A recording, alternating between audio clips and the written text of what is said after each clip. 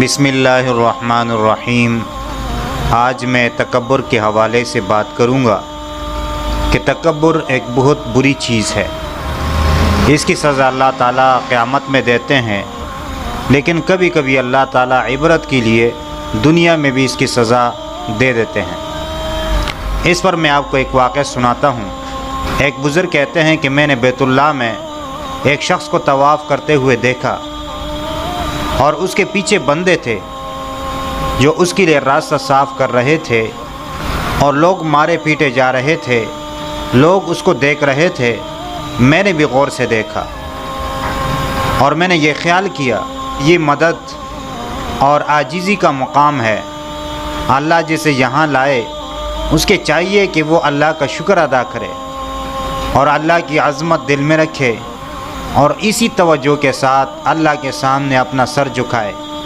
और यहाँ किसी को अपने शान और शौकत ज़ाहिर नहीं करना चाहिए, चाहे वो ज़ाहिरी क्यों ना हो।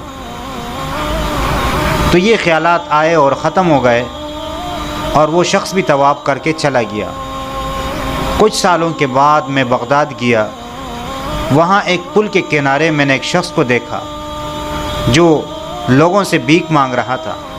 लोग उसकी तरफ हकारत से देखते और गुज़र जाते।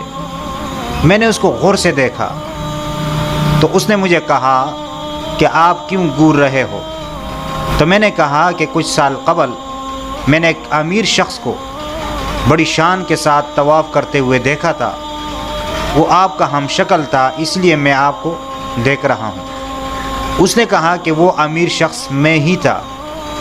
मैंने इताअत की जगह तकब्बुर किया तो अल्लाह ताला ने मुझे लोगों के सामने ज़लील करके सज़ा दी और मैं लोगों के सामने सर झुकाकर भीख मांगता हूँ और मुझसे इबरत हासिल करे।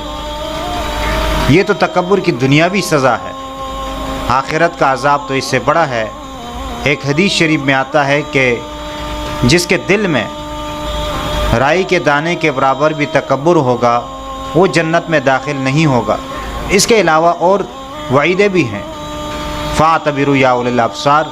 अल्लाह ताला से दुआ है कि अल्लाह ताला हमें तकब्बुर से महफूज रखे और हमारे दिलों में अल्लाह ताला आजीज़ी पैदा फरमाए। आमीन सुम्मा आमीन या रब्बल आलमीन।